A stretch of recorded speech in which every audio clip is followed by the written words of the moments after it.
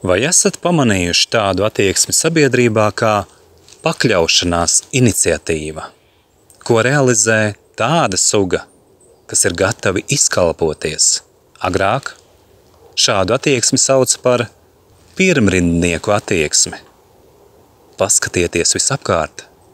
Tā saucamajās valsts struktūrās, mēdīju virzienā un daudz viet citur, un jūs redzēsiet, pat no Covid afēras laikiem, cik daudz bija to, kas paši brīvprātīgi eksperimentēja ar savu un savu bērnu veselību un dzīvību, un kuri ar vienu ir gatavi izkalpoties, ja viņiem pa televizoru, radio, internetā teiks, dariet to vai ko citu, un viņi darīs.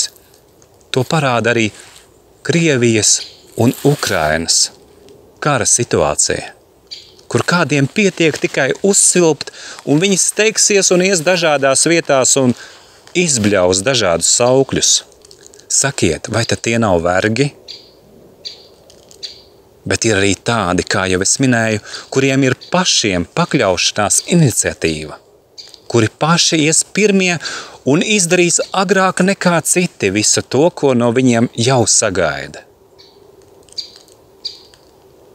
Un ja mēs paskatāmies uz tās saucamās Latvijas valsts būtību kopumā, tad tā daudzu gadu garumā, kopš pastāv brīvība pēdiņās, ir tik ļoti izkalpojusies ārzemju vagariem, ka tā vien šķiet, vairāk jau vairs nav kur. Bet tas turpinās. Izrādās vājprātam, ko realizē šie zombiji un politmafija, nav robežu. Lūk, vēl viens stāsts par progresu un attīstību.